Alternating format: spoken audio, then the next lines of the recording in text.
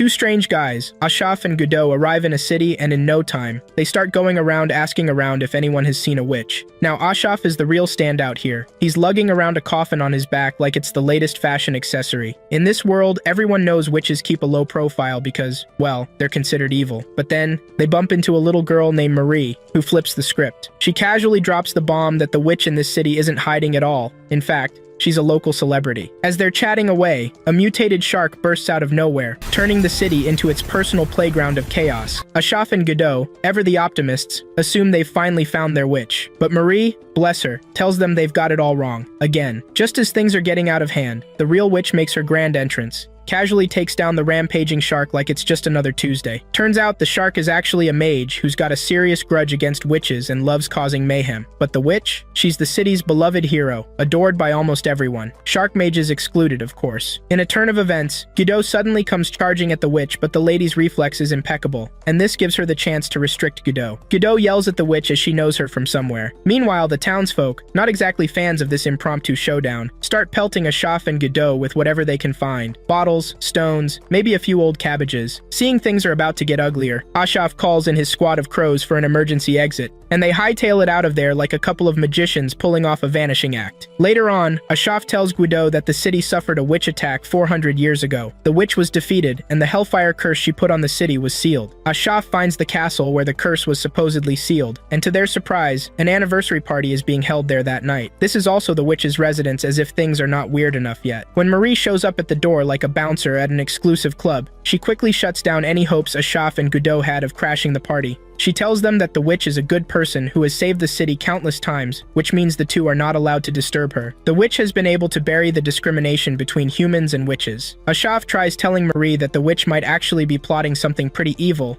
but Marie is not ready to listen to whatever the two have to say. She believes that they are nothing but haters, which is why she cannot entertain them. Instead of breaking into the castle, Ashaf and Godot decide to return to their hotel. Later that night, Ashaf finishes up with his research, and he realizes that he is actually right. Ashaf and Godot pack their things to go to the witch's castle, but just as they're about to make their grand exit, they get a little surprise in the hotel lobby cops. And not just any cops, but ones sent by the witch herself with strict orders to arrest them. Clearly, this witch isn't as sweet as everyone thinks. Ashaf manages to get rid of the cops with the help of his crows. However, there are other cops waiting for them outside the hotel. Meanwhile, Marie wakes up to find herself bare and bloodied. Marie and several other girls in the room look like ritual materials. Some of the girls have their body parts missing, and most are dead already. Just when Marie thinks things can't get any worse, the witch strolls in, casually dropping the bombshell that she's planning to sacrifice the whole lot of them to unleash the hellfire curse that's been sealed in the city. Marie is shocked to hear this, and she asks the witch why she is doing what she is doing. The witch reveals that the hellfire outbreak that happened years ago had her grandmother murdered. Her grandmother, who was also a witch like her, stopped the fire that she didn't even start in the first place. However, she was crucified because she was a witch, even though she had saved the city. The witch has been holding a grudge ever since. All of her rescues and saving the city are nothing but a farce and a way to get the city to trust her. Marie cannot believe everything she is hearing, and as if things couldn't get worse, the witch releases one of the keys. At that moment, a wildfire breaks loose in a part of the city, consuming everything on its part. Ashaf and Godot have been able to escape the cops. Godot comes charging like a bull, but the witch restricts her as expected. Godot breaks through her binds and comes after the witch, but the result remains the same. The witch soon figures out that Godot is nothing but a distraction. She turns back to see Ashaf trying to free the girl, and she manages to stop him just in time. The witch is surprised to see someone who has actually caught up to her plans. She asks Ashaf just who he is, but Ashaf is not ready to say. Meanwhile, Marie is still in full-on sobbing mode, pleading with the witch not to destroy everything she's worked so hard to build. But the witch? She's over it. At this point, the only thing on her mind is sweet, sweet revenge, and Marie's tears are just background noise to her villainous soundtrack. Godot shows just how resilient she is when she emerges again from the last hit that the witch inflicted on her. Godot then asks the witch if she knows her, and by this, she opens her collar to show the ruin mark on her neck. This is when it dawns on the witch that Godot has a witch's curse on her, and this is what she is trying to get rid of. The witch laughs at her, telling her that there are two ways to lift a witch's curse. One is to get a heartfelt kiss from a lover, and the second is to get the witch to change her mind about the curse. At this moment, Godot is facing the wrong person because this is not the witch who cursed her. The witch hits Godot with a fire blast, telling her that she is in the wrong place. Just then, Ashaf informs the witch that she is missing a point. There is actually a third way to lift the curse, but this is temporary. Godot does everything in her power to get close to the witch, and this is when Ashaf reveals the last method, which is getting a kiss from any witch. Godot plants a big, unexpected kiss on the witch. And just when you think things couldn't get any weirder, the coffin on Ashaf's back bursts open. Out pops a giant version of Guido, radiating an icy aura that gives everyone the shivers. Literally. The witch, now panicking, starts flinging every attack spell in her arsenal at giant Guido, but it's like trying to stop a tank with confetti. None of them even come close to working. In no time, giant Guido casually strolls over and, with a single epic left hook, delivers a knockout punch straight to the witch's gut, finishing her off in one blow. Boom. Witch down. Once the witch is defeated, Guido returns to normal. The cops soon arrive to rescue the girls and everything returns to normal. Before leaving, Ashaf tells Marie that he works for an occult organization that deals with magic, and the name of the organization is the Order of Magical Resonance. After their last adventure, Ashaf and Guido are requested to come to a rich man's mansion to help capture an escaped magical beast. Ashaf and Guido arrive at the mansion, but Guido refuses to help since they are not dealing with a witch, which is what she actually wants. The beast is giving the guards a hell of a time, but Ashaf is able to overwhelm the beast by using water molecules to choke it out since the rich man has begged them to capture the beast alive. Once their mission is complete, Ashaf and Guido leave. They let the man know that he is free to call on them anytime they have magical related issues. Ashaf and Guido sit to have a drink and eat, but Guido is getting frustrated already. She is not interested in everything they have been doing so far because all of their latest jobs have not been affiliated with anything witch. Ashaf tries telling the lady that they have no choice but to continue doing what they are doing until they get the call to actually tackle a real witch. They soon receive a letter from the order which Ashaf believes is good news. Guido is already excited that they are going after a witch, but she is utterly disappointed when she finds out that they are helping out a client instead. They are helping an old woman who has difficulties opening a magical sealed case. Ashaf, being the gentleman that he is, wastes no time in helping out. Once they are done with the task, Guido voices out her displeasure as usual.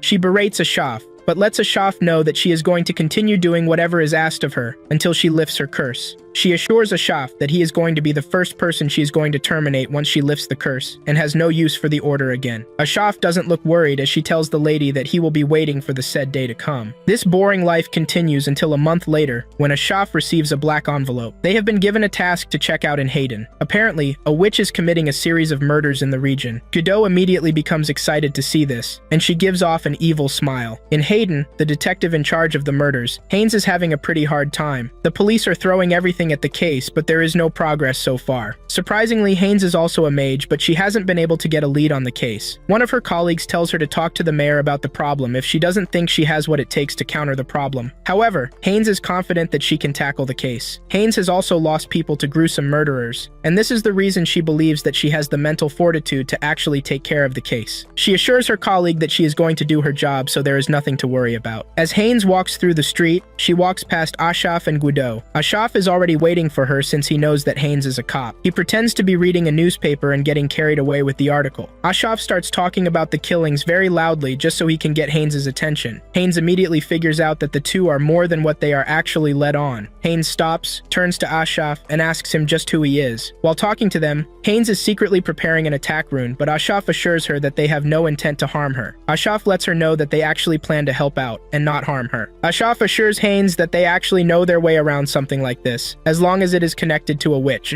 Once Haynes has been able to ascertain that the two are not ordinary citizens, she books a table at a cafe. She makes sure that the table is secure, and that all of their conversations will not be heard by anyone outside of the secure area. Once they are settled in, Ashaf asks Haynes about the case, but Haynes demands that they tell her their story first. Apparently, Ashaf and Guido got the mayor's approval, but Haynes needs to make sure that she is talking to someone she can trust. Ashaf lets Haynes know that at the moment, he is Haynes' only hope because the Paladin Corps will have no choice but to intervene once the matter drags on for too long. Haynes wants to know why Ashaf and Guido are so fixated on the witch. Ashaf tries to divert her attention away from the question, but Haynes lets him know that she already put up a barrier around them, which allows her to detect when she's been lied to. Realizing that Haynes has forced their hand, Ashaf lets her know that they are trying to lift a curse, and this is the reason they need to find the witch. After hearing their reason for wanting to join the case, Haynes stands up to leave, but then reveals that she didn't actually put a barrier. Haynes managed to pull one over them. She got info from them without giving anything in return. However, she gives the two a time and a place to meet her the next day. Meanwhile, the killings in the city continue. The next day, Ashraf and Guido meet with Haynes as planned. She tells them about the writings that the witch always leaves behind after she is done with her evil deeds. At this point, Haynes believes that the witch is actually making fun of them. Some of the quotes used by the witch are from a book that Haynes recognizes. She takes Ashraf and Guido to the bookstore where they are to find the book.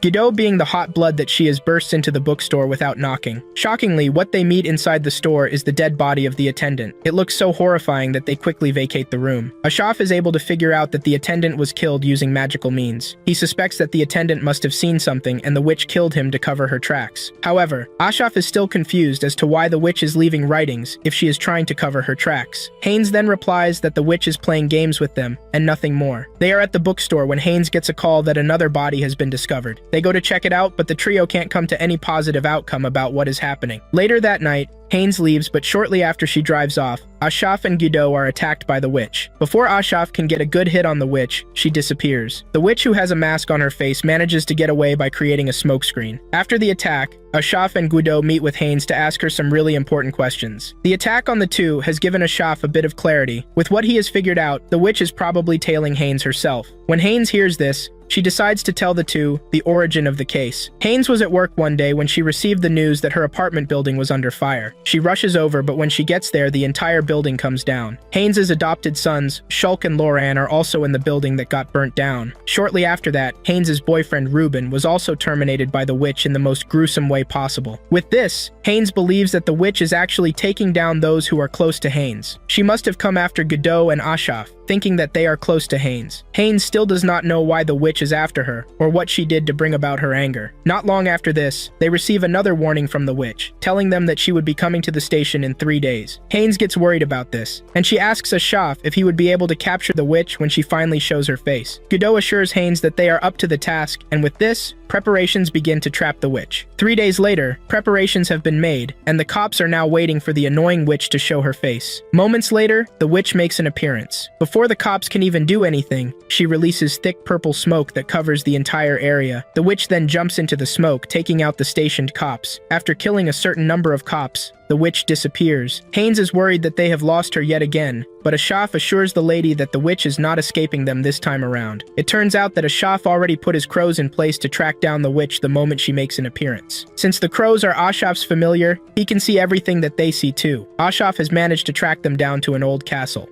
Not long after this, Guido and her team burst into the castle. Guido runs into a bit of a problem when she rushes into the castle only to find out that there are actually 2 witches. Just then, the supposed witches come out without masks on. Apparently, they are not even witches. The culprits are 2 boys, and when the smoke clears off, Haynes is shocked to see that the boys are Shulk and Loran. Haynes is left in total shock because she doesn't know how the boys survived the building fire. Ashraf then clears the air, telling Haynes that the boys are not witches, but they are receiving their powers from the grimoires that they are holding. A grimoire is a forbidden object that anyone even without magic aptitude can actually use. Haynes wonders where the boys found the grimoire, and they let her know that they found it on her desk. The boys blame Haynes for everything that happened, claiming that they would not have become killers if not for the grimoires. It turns out that the grimoires require that they kill 10 people a day. Just then, one of the boys starts coughing up blood, which means they haven't killed the required number of people. The boys are confident that they have because lots of policemen died in the attack on the station. However, Ashraf tells them that they are wrong because he already made preparations before they came. The policemen that they supposedly kill are nothing but sacks filled with red liquid and dressed as policemen. Their thick smoke didn't allow them to figure out the trick, which means their own smoke even acted as a cover for Ashraf's plan. Once this is revealed, Guido goes after the boys, and she takes them down. The boys confess that they were already developing feelings for Haynes, and this is the reason they eliminated anyone who got close to her. Haynes no longer thinks the boys are irredeemable, and she picks up a gun to finish them off. Once the case is settled, it is time for Ashraf and Guido to leave. Guido is disappointed that they didn't get to face a real witch, but Ashraf already knew that the culprit was not a witch even before they came. The Paladin Corps would have shown their ugly faces assuming they were dealing with a witch. Before leaving the city, Ashraf tells Haynes that she is free to call them if she ever runs into any problem.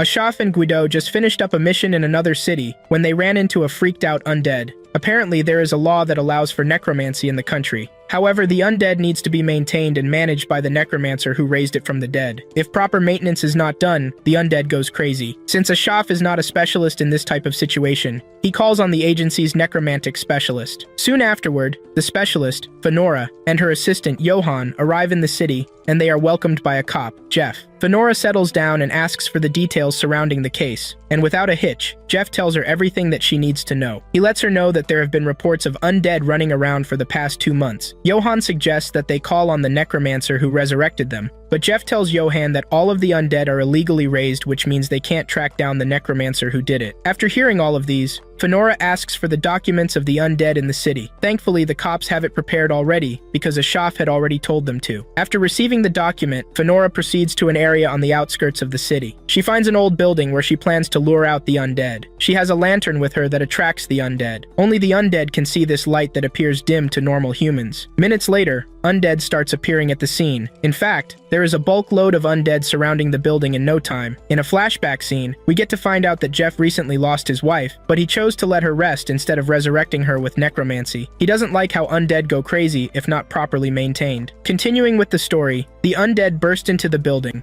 but Fenora assures the cops that Johan can handle the zombies. All of the undead look crazy with no reason to them at all. They jump Johan, but he brings out a knife which he starts using to cut them down. Johan receives support from Jeff's assistant, and in no time, they have wiped out the undead. Once this is over, Fenora checks out the undead to find out that they were all raised in haste without proper arrangement. Some of their body parts have not even fully grown, but the necromancer doesn't seem to care. Fenora believes the necromancer doing this is actually trying to make people. Fenora explains that the undead have 3 modes just like machines. There is the auto mode, there is the semi-auto mode, and there is the manual mode. The auto mode allows the undead to obey will of only their own. In the semi-auto mode, the undead retain their own minds, but the necromancer actually imprints an objective onto them. The manual mode is the mode where the necromancer completely takes over the undead's mind. This gives the necromancer the chance to control the dead in whichever way he likes. With everything Fenora is able to figure out, she thinks the necromancer has already used the undead for whatever reason he wants them for. This is the reason he doesn't care if they are roaming around the region. Fenora thinks the undead are nothing but experimentation for this necromancer. Jeff hears this and gets really mad. His sense of justice takes over, telling Fenora that they need to find whoever is responsible and punish him. Jeff hates the fact that the necromancer is using the undead as his own personal toy. Just then, the other cop notices that a bulk load of the undead taken down by Johan are actually redheads. In addition to this, most of them are women. Johan then explains that he is able to take down the undead because their souls are attached to their bodies with magic, which means breaking their bodies equals death. Just then, one of the undead that Johan failed to take out suddenly regained consciousness, but Johan wasted no time in finishing her off. Fenora then realizes that they are being watched by the necromancer. The team then follows the trail of the undead until they find themselves at an old mansion. Apparently, this is the necromancer's mansion. They are soon attacked by the undead. A giant undead appears and smashes Johan to the wall. An undead woman under the necromancer's command shows up to talk to them. The necromancer tells them that he doesn't want violence, which is why he would like a dialogue with them. Just then, Jeff finds out that the necromancer has raised his dead wife because she is a redhead too. The necromancer then takes things a bit far by ordering the giant undead to cut Johan's neck. The necromancer tells Fenora that she will get to see Johan again once they have come to an agreement. Fenora and Jeff have no choice but to enter the mansion to meet with the freaking necromancer. Jeff and Fenora enter the main hall to meet with the necromancer, while Johan's body is dragged away by the giant undead. The necromancer has loads of undead in his house, and he uses all of them as his servants. Fenora knows the necromancer is able to gather this amount of undead because he is doing sloppy work. Maintaining undead requires a lot of magical energy, but the necromancer is able to keep this large amount since he doesn't care if they lose their minds or not. Fenora then asks the necromancer if he knows the penalty that comes with necromancy, and he says yes. Not many people know this, and this is the reason necromancy is only carried out with the consent of the dead's relatives. Apparently, the souls of the dead usually have a cycle to wait for reincarnation. However, an undead loses that opportunity. The soul of an undead falls into the void, which is considered eternal misery. Upon hearing this, Jeff becomes worried because this simply means that his wife's soul is no longer eligible for reincarnation. The necromancer just robbed Jeff's wife of an opportunity of reincarnation without her consent. The necromancer doesn't care, because this doesn't affect him. Jeff screams at the necromancer, asking him what his goal is. The necromancer then reveals the reason why he is doing all of this. Apparently, his beautiful redhead wife died and the skin became horrible. Since he is a necromancer, he decides to use his skill to his advantage. He wants to bring his wife back,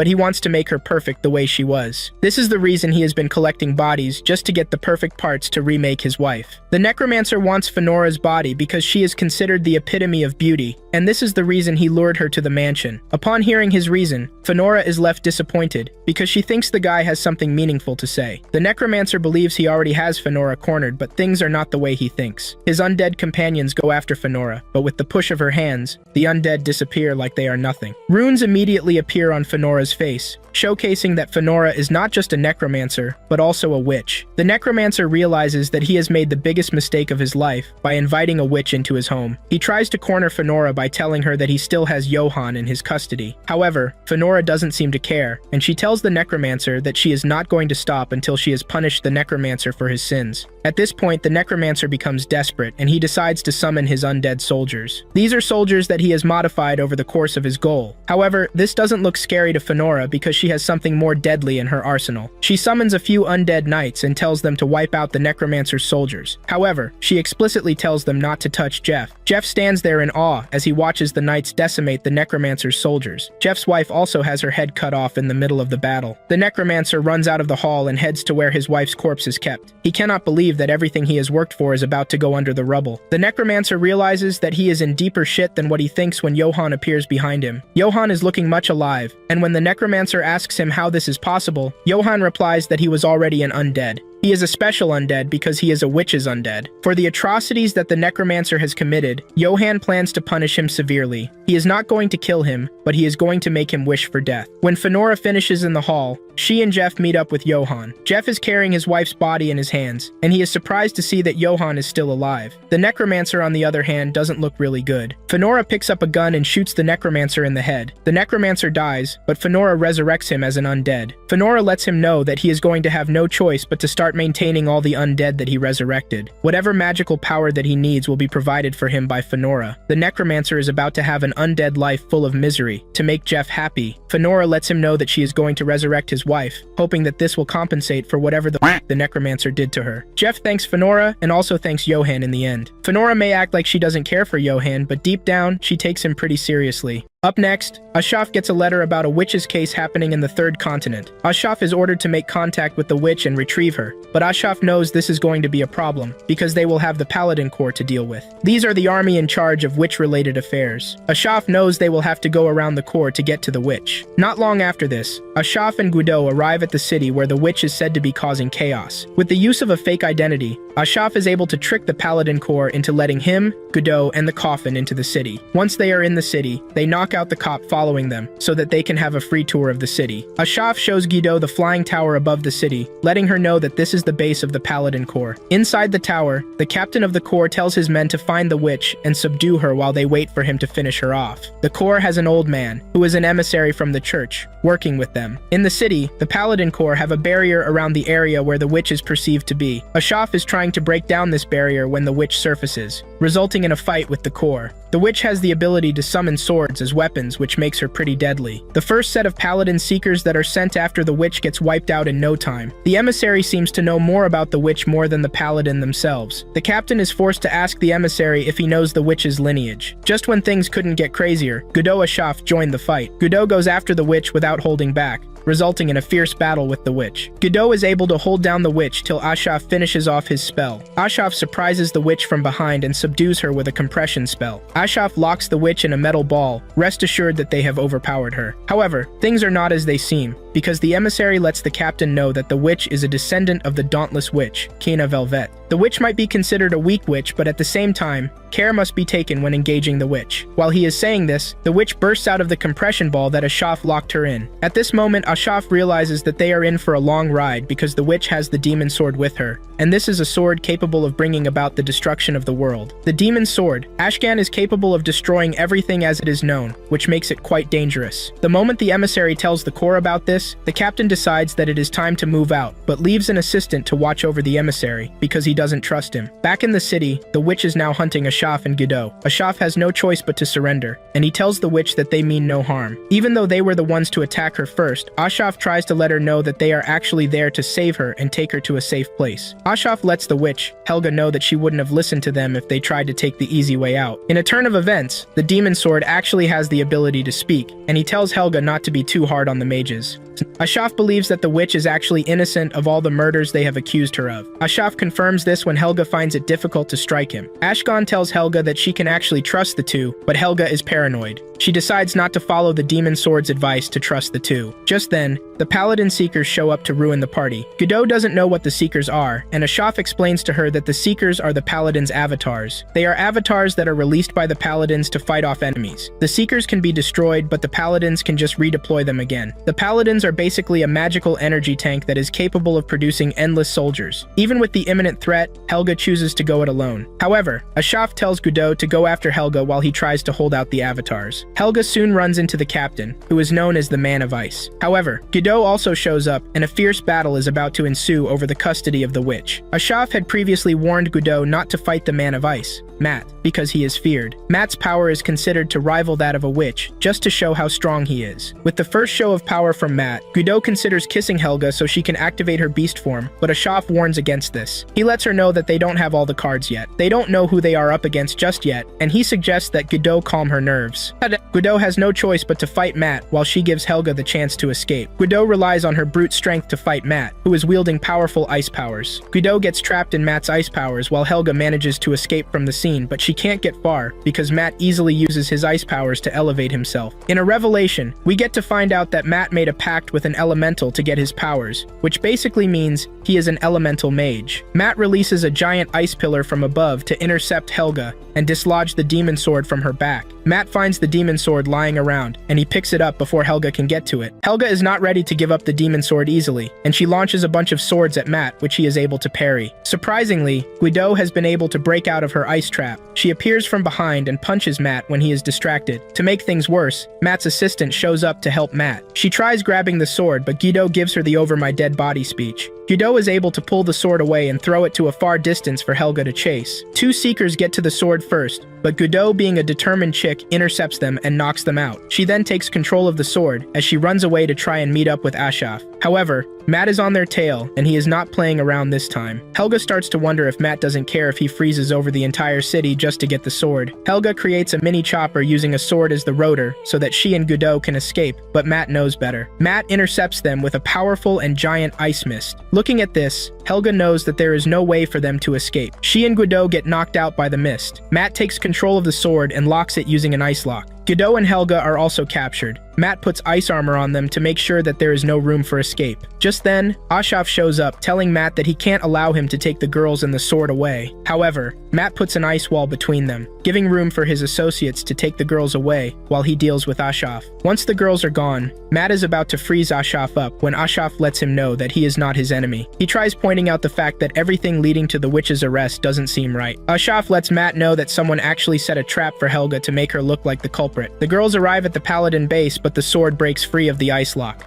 At this moment, the soldiers start cutting each other down, trying to take possession of the sword. Everyone thinks the demon sword is responsible for this, until they find out that it is not. It turns out that the trusted old emissary is actually responsible. He somehow has control of some of the soldiers, and he orders them to take the rest out. At the same time, Ashaf is already explaining what he has figured out to Matt. Ashaf tells Matt that there is a certain group that has always wanted the sword to be theirs. This group is the dark side of the Paladin Corps, and their name is the Executioners. Matt has just handed over the demon sword to them on a silver platter without even realizing it. On the base, Helga manages to hide herself during the chaos. Matt is still trying to ascertain what Ashaf is telling him when he gets hit with a heat blast from behind. Matt has just been betrayed by an unexpected person, his own assistant. Since his powers are ice, the heat is able to melt through and weaken Matt. The lady pulls out a weapon and shoots Ashaf in the head, before turning her full attention to Matt in an attempt to finish him off. On base, Godot has not fallen under the Executioner's spell, but because Godot is still locked in the ice armor, the Executioner is able to pin her down in an attempt to forcefully get in her head. Helga doesn't want this to happen, and she comes out of her hiding place. Helga gets a tempting offer from Ashgan, asking her to wield him so she can survive, but Helga, being the disciplined girl that she is, refuses the offer. Just then, Godot pulls a surprising move on them.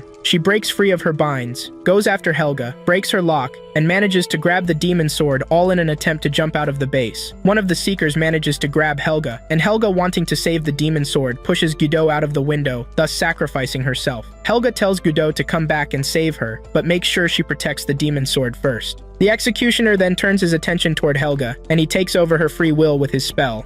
Godot safely escapes with the sword and decides to find Ashaf first. She gets to where Ashaf is expecting to see a dead person, but there is ice on Ashaf's face. Apparently, Matt helped block the bullets so he wouldn't die from the shots fired by the evil lady. Matt is lying on the floor, but thankfully, he is barely alive. Ashaf then begins treatment on Matt because he knows that Matt is going to come in handy when they want to fight the executioner. Ashaf wonders why Matt allowed his assistant to get one over him when he could have easily allowed the elementals to unalive her. Matt replies that he was giving the lady the benefit of the doubt. Ashaf lets Matt know that his soft heart is going to get him killed one day. Godot then tells Matt that the executioner has taken over the base and also has Helga with him. Just then, the executioner shows up with the soldiers under his command. He also has Helga with him, and it seems Helga is now his hostage. It turns out that the executioner has a forbidden instrument, which is a glove. This is what he is using to control the soldiers and to display how powerful the glove is. He orders some of the men to cut their necks, which they do immediately. Just then, Helga manages to break free from the executioner and dashes toward Ashaf. However, things are not what they seem to be because Helga ends up attacking them. It turns out that Helga has been under the executioner's spell, but he was only deceiving them. Helga uses the surprise attack to easily grab the demon sword before returning to the executioner. The executioner takes the sword and unsheathes it. Matt is scared from this, but the executioner tells him to calm down because he has not even activated the sword just yet. In a revelation, the executioners were the ones who attacked Helga's home,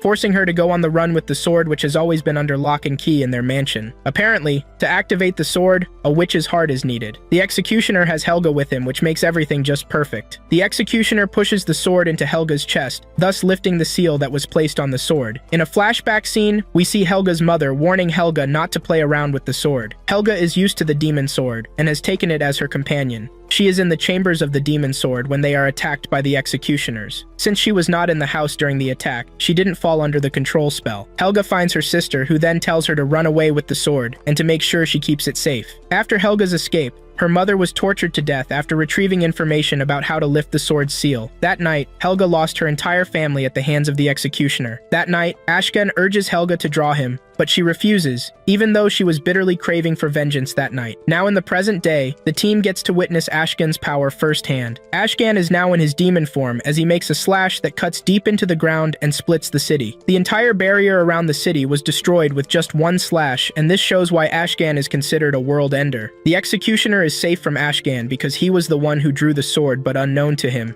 he can't actually control the sword to do what he wants. Ashkan loves destruction, which is why he is going to destroy everything in his path, but leaves his wielder safe. The executioner realizes that he has made a mistake when Ashkan starts cutting down those under his command. Ashkan continues wreaking havoc by cutting everything down, and Matt finds it hard to watch his people die. This is when offers the elemental another deal, just to make sure that everyone is protected. The elemental put up an ice barrier to block the sword's attack, but this might not even be enough at the end. Matt's assistant becomes paranoid when she realizes that the executioner cannot control the sword. She starts regretting why she chose to trust the executioner. Apparently, the lady was not under any spell. She chose to betray Matt without forcing her. The executioner is not ready to give up, and he decides to find more sacrifices to make the glove powerful enough to control the sword. Moments later, Helga opens her eyes but lies down weakly. She hates the fact that Ashkan has gone rogue, and she cannot control him. Helga regrets that she is going to die, and she didn't even get to kiss while she was alive. At this moment, Ashaf believes that it is time to use all of their cards since the enemies have also shown their hands. Since Helga wants a kiss, Ashaf is going to grant her wish. Godot draws close to Helga and then locks lips with her to temporarily lift the curse on her. Meanwhile, Matt is barely holding on because everything he has thrown at Ashkan has been destroyed in no time. The moment Godot kisses Helga, her beast form emerges from the coffin, and everyone immediately feels the scary aura coming from Godot. Even the demon sword senses the aura, causing him to take a step back. No one in the area doesn't feel the presence of Godot as she walks toward the demon sword. Ashaf tells Godot not to use her right hand since they are trying to avoid killing Ashkan. Even the great elemental stays on its guard the moment Godot gets closer. With Godot now on the offense, Matt is able to direct his attacks toward the demon sword. The demon sword now has to contend with Godot and the elemental power. Matt creates an ice pillar to hit Ashkan,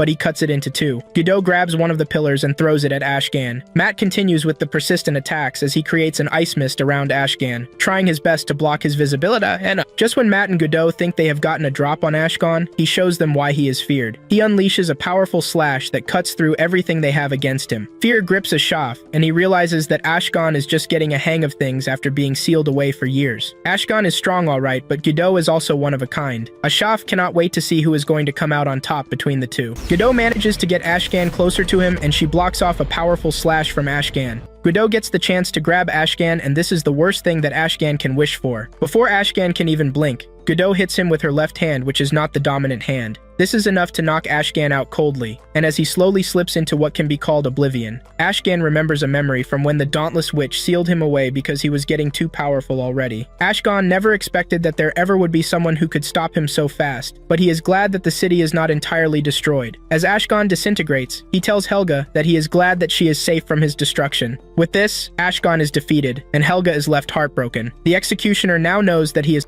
and he is trying to escape, but Ashaf already has him in his sights. Ashaf calls out coordinates for Godot, and just like a sniper, Godot throws small stones that rips off the executioner's arms and legs. The distance from where the executioner is to where Godot is towns apart, just to show how powerful Godot's throw is. Once the executioner has been defeated, he is captured alongside the traitor lady. The executioner is questioned as to why he wanted the sword. He confesses that he wanted the sword for personal reasons, and nothing more. He has always wondered what it felt like to wield a sword as powerful as the demon sword. However, he believes that other executioners and even the church had their sights on the demon sword. Since the two are responsible for the destruction that has happened so far, Matt doesn't think he is going to take pity on them. However, he decides to ask Helga what she wants. Helga replies that she wants them gone, and to make things worse, Helga tells Matt to make them suffer before they die. Matt acknowledges this and drags them away in ice. Everything is now under control, but Godot's human body is still out cold. Ashaf tells Helga that they can actually use her help, so it would be nice if she could join them. Helga is still mourning Ashgan's death, but Ashaf lets her know that Ashgan is not dead because Godot didn't use her right hand. At this moment, Helga takes a closer look at Ashgan's seal to find out that there are traces of life. Helga is happy and relieved to see that Ashgan is back in the seal. These two weirdos have a funny connection of hate and love together. They have been connected since the first day that Helga found the sword. She was the only one who actually pitied the sword's condition. Ashgan also sees Helga as Quena's double, which is the reason he has developed a connection to her from the start. Helga can now continue to carry the sword just like before.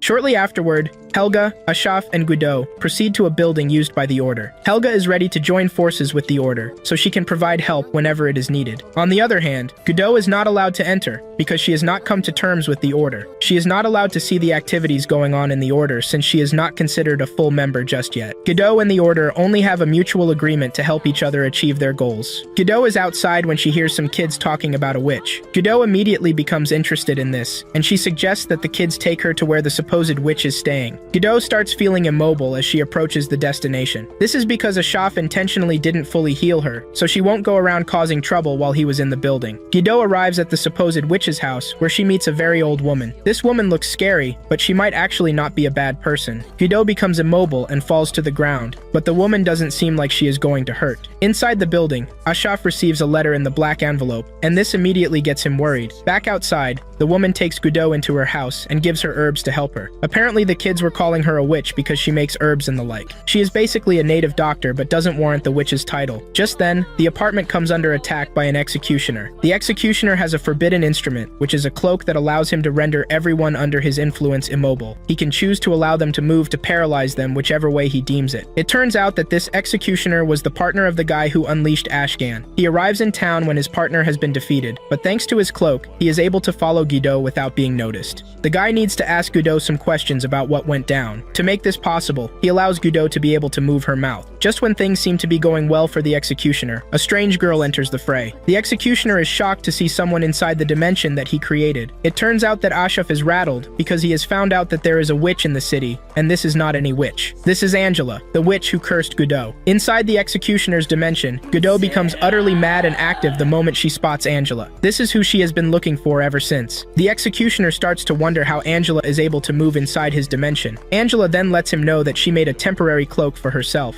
However, since the one she temporarily made is going to wear out soon, she wants the executioner's cloak. Godot is now like a rabid dog as she stands on her leg, leaving the executioner to wonder how she met two freaks in one day. Meanwhile, Ashaf and Helga are already looking for Godot. Ashaf is already blaming himself for leaving Godot's body in a weakened state. Not that she is going to have a chance against Angela even if she is fully healed, but Ashaf is just worried. Helga is willing to help because Godot helped save her. Now in the cloak dimension, Angela has taken care of the executioner, and his cloak is now Angela's. Angela has also knocked Godot to the ground and is now toying with her. Godot tries to lock lips with Angela, but Angela is one step ahead, and she is able to stop her. Angela then tells Godot that she is going to leave puzzles on the way, and once Godot is able to solve every of the puzzles, it is going to lead to her. Angela then lets her know that she might change her mind that day. Once Angela is done toying with Godot, she disappears. Moments later, Ashaf and Helga find Godot, wounded and battered. Helga is shocked to find out that Angela has been alive for over 500 years. Witches are not supposed to live more than 200 years, which shows just how powerful and dangerous Angela is. Because of this, she is known as Angela the Eternal. Before leaving the scene,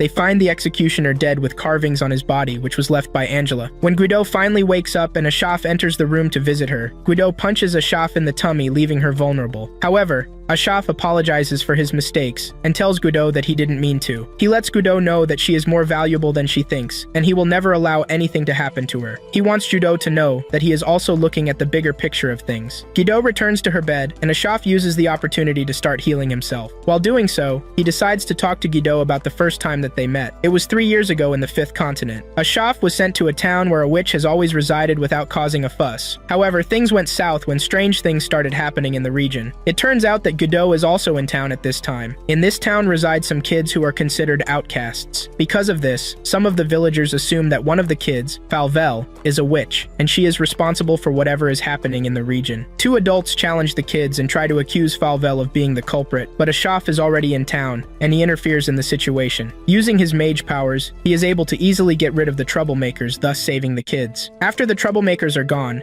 Ashaf introduces himself to Falvel. Apparently, Falvel is actually a witch, but she doesn't do spells. Falvel's brother says Falvel has never done anything witch-related before, and this is because she can't speak. Just when they are trying to get to know each other better, Godot shows her ugly face. She has been tracking Falvel, and without hesitation, she comes after Falvel, but Ashaf is able to block off her attack, using a magical wall. Ashaf tries his best to protect Falvel, but Godot, being the psychotic that she is not going to back down. She tells Ashaf to hand over the witch to her, but just then, a creature appears behind Falvel and knocks Godot and her coffin into the water. However, the townspeople already saw this, and this is about to create more confusion and chaos that Falvel is evil. Falvel and the kids then take Ashaf to their home, which is located on the outskirts of the town. Ashaf has fetched Godot from the water and has used magical restraints to keep her to the chair. When Godot wakes up, Ashaf praises her for having such brute strength without having any magical enhancements in her. Ashaf has also been able to figure out that Godot was under a witch's curse. He then tells Godot that Falvel might not be her problem because Falvel herself is under a witch's curse. Falvel's brother,